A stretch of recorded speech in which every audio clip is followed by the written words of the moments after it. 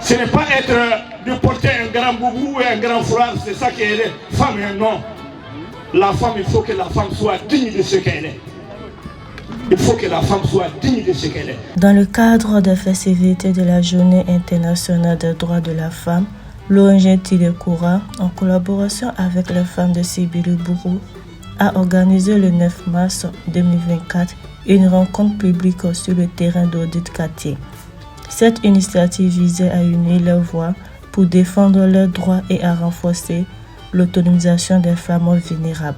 Une organisation d'appui et d'assistance aux femmes, surtout les femmes vulnérables, c'est-à-dire les femmes qui sont dans les situations de détresse, les femmes, les veuves, les femmes divorcées qui sont dans les situations de détresse avec des enfants. Donc les Tilekura intervient auprès de ces femmes pour améliorer leurs conditions de vie, afin qu'elles puissent être des femmes braves qui peuvent contribuer au développement de leur pays et de leur famille aussi. Les hommes se sont aussi associés à cette célébration, prouvant ainsi que le combat pour les droits des femmes n'est pas mené que par des femmes. Ni mami mao muso mi madaira la utseka ko nyina bo muso ay daw yara la hakena anu muso be kene bulo fula de be tewla bulo fula de be musula tulo fula de be tewla tilo fula de muno dunia ambita min kara diplôme ba bolo de be muso bolo. Donc ni joyeux ni bara nana akatala fere ni muso do ba blala obe tewda.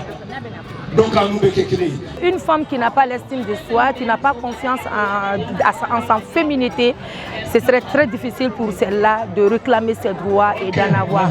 Qu'elle ait confiance en elle, qu'elle fasse faire entendre leur voix surtout, et partout où elles passent. Elles ne doivent pas rester introverties, mais plutôt dire ce qu'elles pensent d'être femmes et surtout de réclamer leurs droits.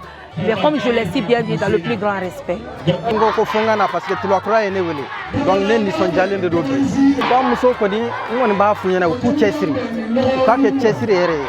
Pour agrémenter cette journée, des artistes, musiciens, humoristes et des comédiens ont été invités afin de contribuer à la sensibilisation du grand public. La cérémonie s'est clôturée avec la remise de 5 machines à coudre à 5 détentrices de droits de l'ONG Tilekura.